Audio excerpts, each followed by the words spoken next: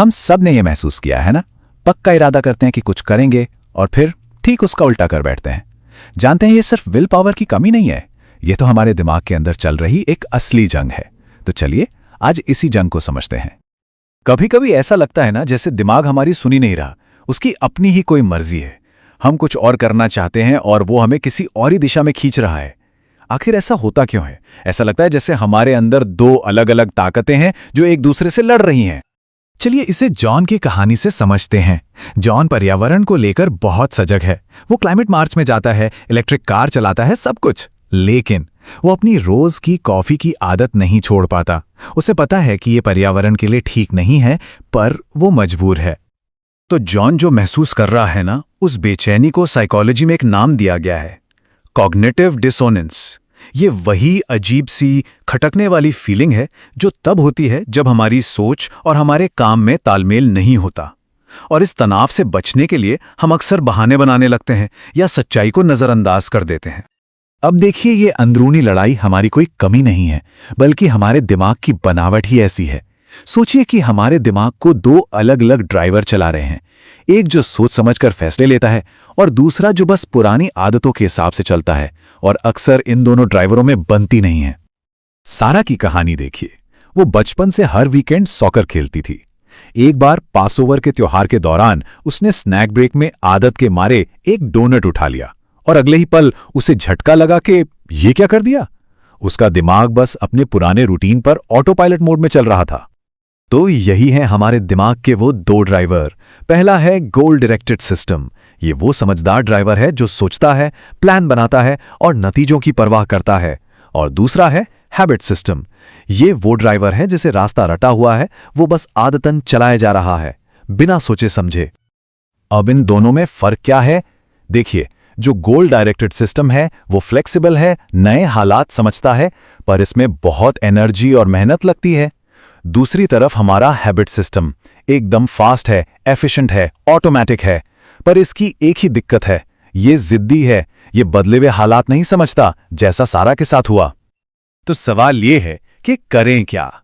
क्या इन बुरी आदतों या इच्छाओं से लड़ना चाहिए? मजे की बात यह है कि ज्यादातर लोग यही करते हैं, और साइकोलॉजी कहती है कि यह तरीका लगभग हमेशा फेल होता है, मतलब उल्टा पड़ जाता है। चलिए एक छोटा सा एक्सपेरिमेंट करते हैं। मैं बस एक बात कहूंगा, तैयार? आलू के चिप्स के बारे में बिल्कुल मत सोचो। क्या हुआ? दिमाग में सबसे पहले क्या आया? चिप्स ही ना? यही तो पहेली है। इसे ही कहते हैं मेंटल कंट्रोल का पैराडॉक्स या विडंबनापूर्ण प्रक्रिया।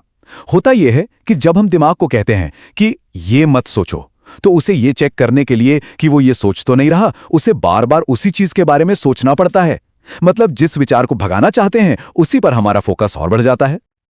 ये जो विशियस फ्लावर है, ये दिखाता है कि कैसे हम खुद को एक जाल में फंसा लेते हैं। मान लीजिए हमसे कोई गलती हुई, हम खुद को कोसने लगे, ये पहली पत्ती है। उस वजह से शर्मिंदगी महसूस हुई, ये दूसरी पत्ती। उससे बचने के लिए हम लोगों से दूर हो गए, ये तीसरी पत्ती। और ये चक्कर चलता रहता है, प्रॉब्लम को सुलझाने के बजाय और उलझा देता है। तो अगर लड़ना काम नहीं करता तो फिर क्या करता है? जवाब शायद थोड़ा अजीब लगे। जवाब है स्वीकार करना।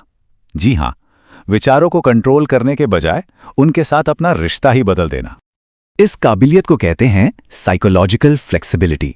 इसका सीधा सा मतलब है कि मुश्किल ख्याल या फीलिंग्स के बावजूद हम वो काम करें जो हमारे लिए जरूरी हैं। ये नहीं कि बुरे ख्याल आएंगे ही नहीं, बल्कि ये कि वो आएंगे और जाएंगे, पर हम अपने रास्ते पर चलते रहेंगे। और यहीं पर ACT यानी एक्सेप्टेंस एंड कमिटमेंट थेरेपी जैसी पावरफुल टेक्निक्स हमारी मदद करती हैं। इसका मकसद विचारों से छुटकारा पाना है ही नहीं, इसका मकसद है विचारों का हमारे ऊपर जो कंट्रोल है उसे खत्म करना, उन्हें बस एक बादल की तरह आने और जाने देना। तो चलिए, थ्योरी बहुत हुई, अब एक प्रैक्टिकल टेक्निक की बात करते हैं जिसे कोई भी आजमा सकता है। इसका नाम है अर्ज सर्फिंग, मतलब अपनी इच्छा की लहर पर सर्फिंग करना। ये जो लहर वाली बात है ना, यही इस टेक्निक का पूरा निचोड़ है। सोचिए, कोई भी इच्छा, चाहे वो कितनी भी तेज क्यों ना हो, वो एक समुद्री लहर की तरह होती है। वो उठती है, अपने पीक पर जाती है और फिर खुद ब खुद शांत हो जाती है, हमेशा। तो इसे करते कैसे हैं? बहुत सिंपल है। स्टेप 1, जैसे ही कोई इच्छा उठे उसे बस नोटिस करें। स्टेप 2, उसे एक नाम दें, जैसे ओके ये मीठा खाने की इच्छा है। स्टेप 3, उसे जज मत करिए, बस एक साइंटिस्ट की तरह उसे देखिए। स्टेप 4, कल्पना कीजिए कि ये एक लहर है जो आ रही है। स्टेप 5, गहरी सांस लीजिए। और स्टेप 6, बस इंतजार कीजिए, इसे अपने आप जाने दीजिए। और पता है सबसे कमाल की बात क्या है? साइंस भी इसे सपोर्ट करती है। रिसर्च बताती है कि ज्यादातर क्रेविंग्स अगर उन पे एक्शन ना लिया जाए तो वो 20 से 30 मिनट में खुद ही हल्की पड़ जाती हैं। बस 20-30 मिनट, वे हमेशा नहीं टिकती। ये तकनीक काम क्यों करती है? क्योंकि ये हमारे दिमाग के ऑटोमेटिक हैबिट लूप को तोड़ देती है। वो जो ट्रिगर और एक्शन के बीच का ऑटोमेटिक कनेक्शन है, उसके बीच में हम एक पॉज बटन दबा देते हैं, और जितनी बार हम ये करते हैं वो आदत वाला दिमागी रास्ता उतना ही कमजोर होता जाता है। तो इन सब बातों का निचोड़ क्या है? एक बहुत ही पावरफुल आइडिया कि हम अपनी आदतों के गुलाम नहीं हैं, हम बदल सकते हैं, और हमारे पास इसके लिए सही टूल्स भी हैं। तो क्या हम सिर्फ अपनी आदतों का जोड़ है? हाँ, आदतें जरूरी हैं, वो हमारी जिंदगी को आसान बनाती हैं।